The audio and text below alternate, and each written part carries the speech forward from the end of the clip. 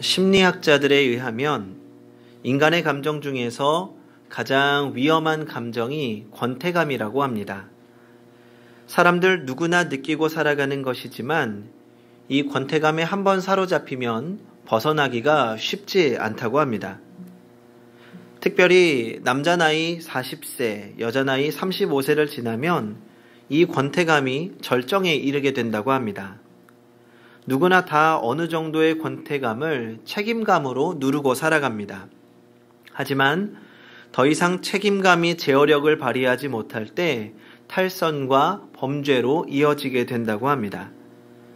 권태감이 심하면 우울증 초기 증상이 나타나고 우울증이 깊어지면 정신불면증으로까지 이어지게 돼서 모든 인간 정신의 잘못이 이 권태감으로부터 그 뿌리를 두고 있다고 합니다.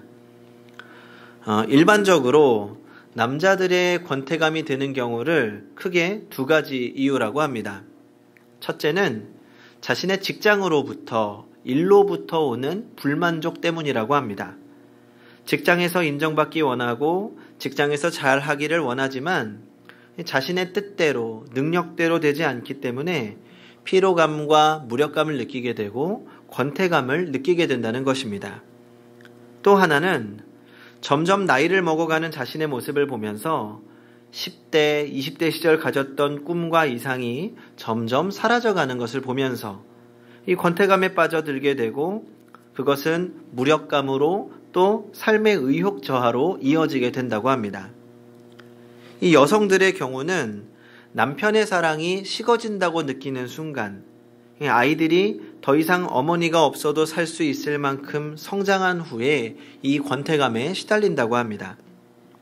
그 전에 나는 누구에게 꼭 필요한 존재였는데 남편이 더 이상 나를 찾지 않고 자식들도 나를 찾지 않는다는 것을 문득 느끼고 나면 삶의 피로감이 몰려오는 것입니다.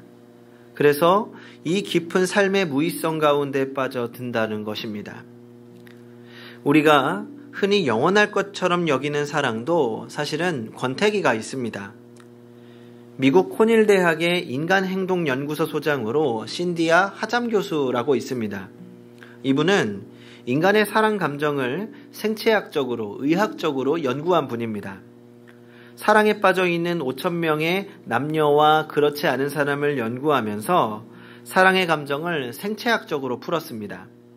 이 연구 결과에 의하면 영적인 사랑이 수반되지 않은 이 순수한 에로스적인 사랑의 수명은 길어야 30개월 정도라고 합니다. 이 하잠 교수는 인간의 사랑을 되뇌의 활동작용이라고 설명합니다. 사랑을 하고 있는 사람과 그렇지 않은 사람의 차이를 분석해 보니 이 사랑하고 있는 사람은 대뇌에 호르몬이 형성되더랍니다. 흔히 말하는 첫눈에 반하는 현상은 이 도파민이라고 하는 호르몬이 발생할 때 나타난다고 합니다. 우리가 누군가를 사랑하고 첫눈에 반하게 되면 우리 두뇌에 도파민이라는 물질이 생기게 됩니다. 이 도파민이라고 하는 호르몬은 메틸에틸아민이라고 하는 이름도 복잡한 호르몬으로 금방 넘어간다고 합니다. 그러면 거기에서 사랑의 열정이 생긴다고 합니다. 사랑하는 여인의 집 앞에서 아리아를 부르기도 하고 돈을 털어서 장미꽃을 바치고 집은 걸어오는 일이 생기는 겁니다. 이 모든 일들이 대뇌에서 벌어지는 화학작용이라는 거죠. 이 호르몬은 이 옥시토신이라고 하는 호르몬으로 넘어가게 되면 사랑하는 사람과 같이 거주하고 싶은 욕망이 생긴다고 합니다.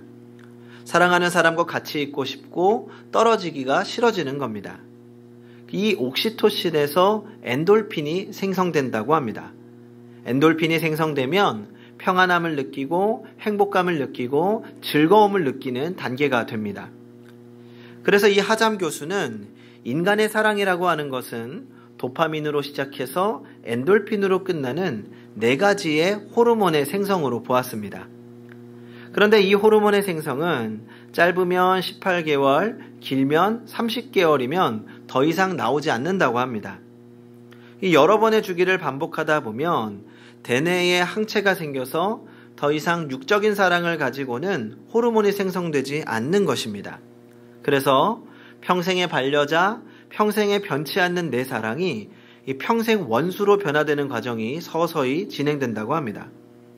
더 이상 그를 보아도 기쁘지 않고 더 이상 그를 보아도 호르몬이 생성되지 않는 이 무덤덤한 관계로 변한다는 것이 의학적으로 정의한 생물학적 사랑입니다. 그래서 영적인 사랑이 수반되지 않은 육적인 사랑의 수명은 30개월이다 라고 단정적으로 말합니다. 물론 우리가 느끼는 사랑의 감정을 단순한 호르몬 작용이라고 하면 좀 서운합니다. 그러나 분명한 것은 인간의 삶은 그것이 사랑의 감정이든 충성의 감정이든 어떤 감정이든 그 단조로움을 견디지 못하게 되어 있습니다. 권태로움에 접어들게 됩니다. 정신의학자들은 인간의 삶의 권태기를 벗어버리는 가장 좋은 방법으로 종교 생활을 권장합니다. 종교를 가지면 이 신앙생활을 하다 보면 이런 권태기를 이기는데 도움이 된다는 것입니다. 그런데 문제는 여기에 있습니다. 종교 생활에도 신앙생활에도 권태기가 있다는 것입니다. 이 사실은 신앙생활의 권태기가 더 두렵고 더 위험한 것입니다. 오늘 예배를 드리는 우리 가운데에서도 신앙의 권태기에 시달리는 분들이 계시는지 모르겠습니다. 충분히 있을 수 있습니다. 목회자도 목회의 권태기가 찾아오기 때문입니다. 이 신앙의 권태기는 몇 가지 특징으로 나타납니다. 먼저 예배가 재미없어집니다. 마지못해 나와 앉아있고 목회자의 설교를 들어도 마음의 기쁨이 없어집니다. 흥분이 없습니다. 그리고 설교가 귀에 들어오지 않습니다. 헌금도 아까워집니다. 교회에 오는 발걸음이 무거워지고 낯익은 얼굴들이 더 이상 즐겁고 반갑지 않습니다. 교회 식당밥도 맛이 없어지고 불평이 나옵니다. 이런 것들이 신앙 권태기의 증상들입니다. 신앙의 권태기에 들어가게 되면 가장 큰 특징이 감격이 사라지고 짜증이 자리 잡게 됩니다. 오늘 이런 신앙의 권태기에 빠진 사람에게 하나님께서 오직 한 가지의 처방을 말씀하십니다. 신앙의 권태기에서 빠져나오는 유일한 길은 하나님의 임재를 경험하고 기도의 응답을 체험하는 것입니다. 신앙의 권태기에 빠지게 되는 분명한 이유는 하나님을 만나본 적이 없거나 하나님을 만난 지 오래되었기 때문입니다. 이 부부 사이에 권태기가 생기면 한동안 떨어질 필요가 있다고 합니다. 한 달쯤 집 떠나갔다가 다시 만나면 정말 반갑다는 거죠. 다시 만남의 감격이 없기 때문에 권태기가 있다는 겁니다. 하지만 신앙의 권태기는 좀 다릅니다. 신앙에 대하여 권태기가 있는 것은 기도 생활이 멈추었기 때문이고 그 기도의 응답이 없기 때문입니다. 기도의 응답을 경험해 보시기 바랍니다. 흥분이 되고 감격이 넘치게 됩니다. 즐거워집니다. 그 경험이 없어지기 때문에 우리의 신앙의 권태기에 자주 빠져들어가게 되는 겁니다. 감격의 신앙이 사라지고 형식적인 종교 생활만 남게 되는 겁니다. 이것은 낭비입니다. 그러므로 우리는 신앙의 권태기를 벗어버리고 감격의 신앙을 회복해야 합니다. 예수 믿는 것은 하나님의 임재를 경험하는 것이고 우리의 체험에 기쁨과 응답을 가지고 살아가는 것입니다. 그렇게 좋은 것을 모르고 산다면 너무나 슬픈 일입니다. 성도 여러분, 기도의 응답을 체험하시기 바랍니다. 그분의 음성과 임재를 경험하십시오. 더 이상의 설명이 필요 없습니다. 만나고 체험할 때 내가 그 안에, 그가 내 안에 거하는 경험을 하게 되는 것입니다. 오늘 본문의 모세도 절망과 좌절과 권태에 빠져있는 모습을 보게 됩니다. 하나님의 종 모세는 위대한 일을 이루었습니다. 그리고 하나님의 명령에 따라 시내산에 올라가서 40일 동안 머물러 있으며 십계명을 받게 됩니다. 40일 동안 얼마나 힘들고 지쳤을까요? 그래도 그는 돌판을 들고 감격하며 시내산을 내려오고 있었습니다. 그런데 이 산 밑에서는 엉뚱한 일이 벌어지고 있었습니다. 이스라엘 백성들이 금송아지를 만들어 놓고 제사를 드리고 있는 겁니다. 그것도 자기 형이 주도해서 그런 일들을 벌이는 모습을 보자 얼마나 화가 났을까요? 자신이 40일 동안 금식한 것이 너무나 억울했습니다. 하나님 앞에 받은 말씀을 저런 천한 백성들에게 준 것이 너무나도 화가 나서 돌판을 집어 던져버립니다. 그리고 금송아지를 부시고 가루로 만들어 마십니다. 그래도 화가 풀리지 않아서 레위 족속을 불러서 칼을 차게 합니다. 그리고 백성들 중에 돌아다니며 우상숭배에 앞장섰던 자들을 죽이라고 합니다. 그날만 동족을 3,000명이나 죽이고 말았습니다. 모든 사람들이 절망과 좌절 속에 빠진 밤이 되자 모세는 삶에 어떤 기쁨도 없었습니다. 하나님, 이렇게 살아서 뭐 합니까?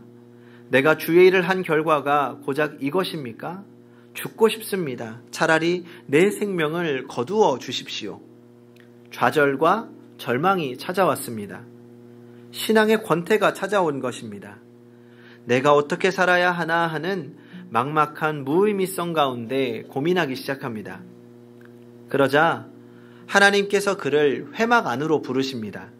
그리고 그에게 기도하게 하십니다. 오늘 우리가 읽은 본문은 모세가 회막 안으로 들어가서 하나님 앞에 기도를 드리는 장면입니다.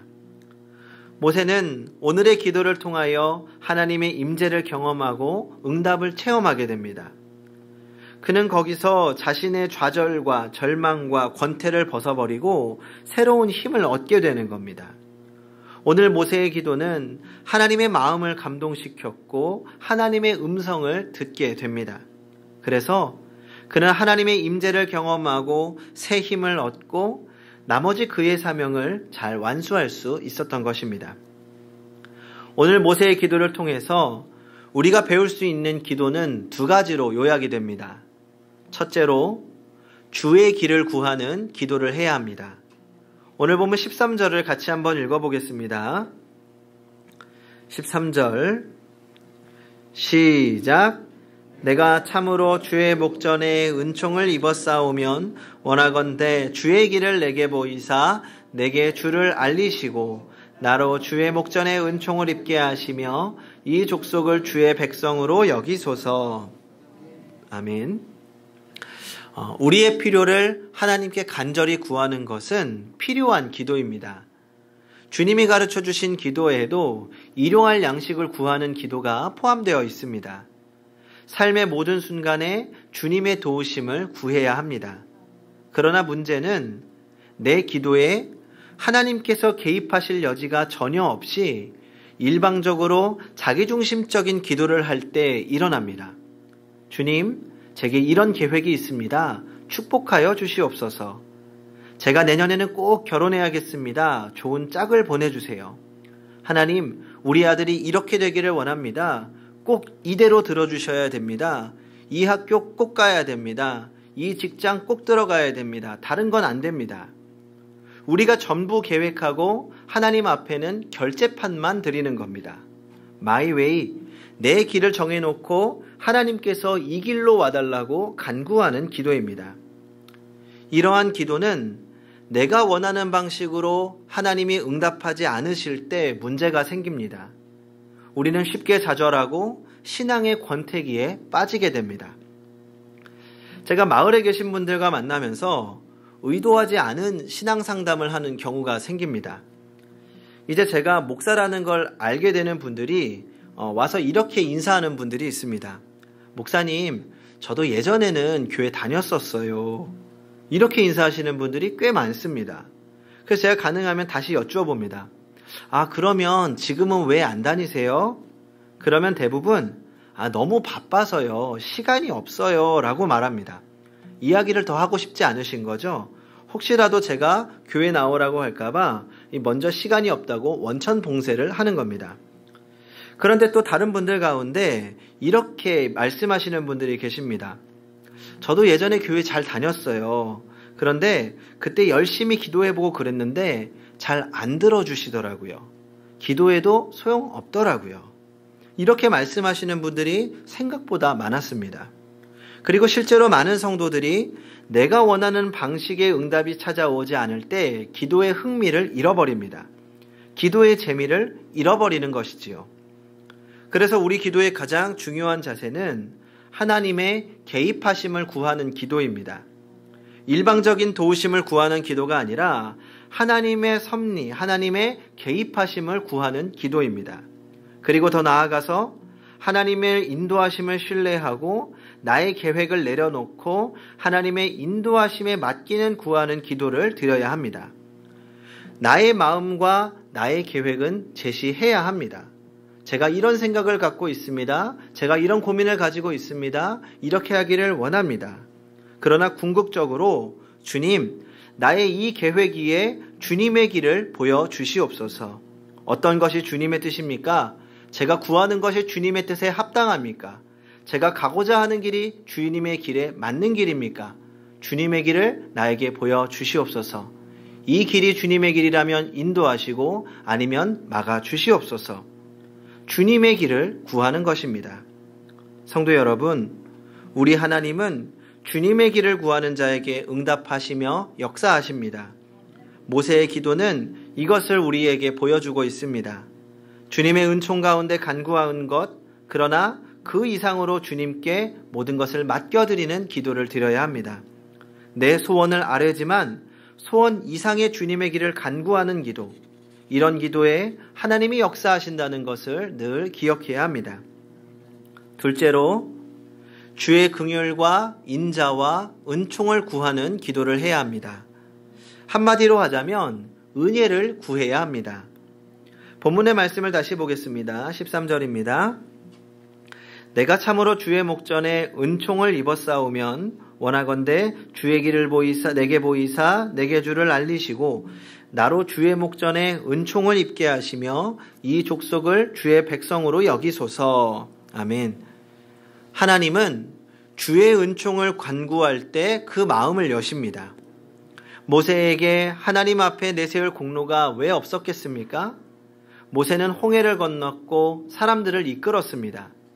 지나온 자기 모든 삶을 다 내어놓을 수 있음에도 불구하고 모세는 그런 것들을 내놓지 않았습니다. 그리고 기도합니다. 주의 은총을 내게 보여주시옵소서. 나의 죄됨과 연약함 뿐입니다. 당신의 긍휼을 보여주시옵소서. 하나님의 마음을 움직이고 하나님의 응답을 이끌어내는 기도는 이처럼 철저하게 주의 은총을 구하는 기도입니다. 한 심리학자가 특이한 실험을 했습니다. 어느 동네의 한 구역을 택해서 집집마다 매일 $100씩을 갖다 놓고 그 결과를 관찰하기로 한 것입니다. 실험 첫날 사람들은 그가 미친 사람이 아닌가 의아해하면서도 슬그머니 돈을 집어갔습니다. 사흘이 지나자 $100씩 집 앞에 놓고 가는 사람들 이야기로 동네가 떠들썩했습니다. 둘째 주쯤 되자 현관 앞에 나와서 돈을 기다리는 사람이 있었고, 셋째 주쯤 되자 이제는 돈 받는 것을 이상하게 생각하지 않았습니다. 그리고 넷째 주가 되었을 때는 아주 당연한 것처럼 돈을 집어갔습니다. 실험 기간인 한 달이 지나자 심리학자는 돈을 집 앞에 놓지 않고 그냥 동네를 지나갔습니다. 그러자 사람들은 매우 불쾌한 말투로 왜 오늘은 돈을 안 주고 가느냐고 따져 묻습니다. 한 달쯤 지나자 사람들은 이유 없이 베풀었던 은혜를 당연한 것처럼 생각하게 되었고, 고마워하기는커녕 오히려 주지 않는 것을 서운해하고 불쾌해한 것입니다. 그런데 이 모습이 우리의 모습은 아닌지 생각해 보게 됩니다. 우리는 날마다 주님께 은혜와 사랑을 받으며 살아가고 있습니다. 그러면서도 우리가 사랑을 받고 은혜 받는 것을 너무나 당연한 것처럼 생각하며 살아갈 때가 많은 것 같습니다. 신앙의 권태는 이때 찾아옵니다. 받은 은혜가 당연해지고 은혜가 무감각해지고 은혜를 더 이상 구하지 않을 때 찾아옵니다. 성도 여러분, 우리는 은혜가 아니면 살 수 없는 사람들입니다.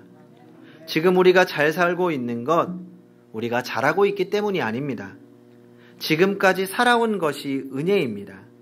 은혜를 기억하고 은혜를 구해야 합니다. 그래서 우리는 이렇게 기도해야 합니다. 하나님, 내 의로 하나님 앞에 서지 못합니다. 나의 잘남으로 서지 못합니다. 나의 공로로 서지 못합니다. 내가 하나님 앞에 기도로 나아가는 유일한 것은 주님의 공로만 의지하며 나아갑니다. 주의 은혜가 아니면 내가 살 수 없습니다. 주의 은혜를 내게 주시옵소서.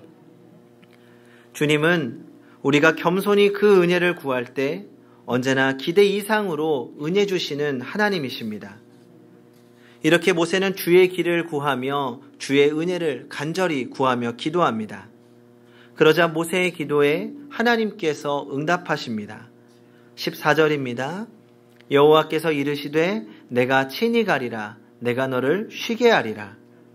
그리고 모세는 다시 용기를 얻어 새로운 십계명 돌판을 받고 다시 힘을 내 이스라엘을 이끌어갑니다. 성도 여러분, 우리의 신앙생활은 오늘 하루로 끝나지 않습니다. 주님이 허락하신 이 세상에서 살다 보면 때로는 우리의 마음이 지칠 때가 있습니다. 신앙의 권태감이 찾아와 모든 것을 내려놓고 싶을 때도 있습니다. 고난과 상처가 우리의 마음을 무너뜨리기도 합니다. 그러나 우리의 흔들리는 마음과 달리 언제나 변함없는 하나님을 기억하시기 바랍니다. 그 하나님의 은혜를 구하십시오. 그 은혜가 우리를 서게 할 것입니다. 그 은혜가 우리를 인도할 것입니다. 그렇게 날마다 은혜를 구하고 은혜로 살아가는 성도님들이 되시기 바랍니다. 기도하겠습니다. 언제나 우리를 인도하시며 또 은혜로 채우시는 하나님, 이 세상을 살아가며 우리의 마음이 지치고 무기력할 때가 있습니다. 때로는 신앙의 권태감으로 주님으로부터 멀어지는 것조차 깨닫지 못할 때가 있습니다.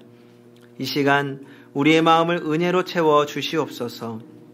지금까지 주의 은혜로 살아왔음을 고백합니다. 날마다 주의 은혜를 구하며 주의 은혜의 감격으로 살게 하여 주시옵소서. 그렇게 사는 날 동안 주의 선한 인도하심 가운데 살게 하여 주시옵소서.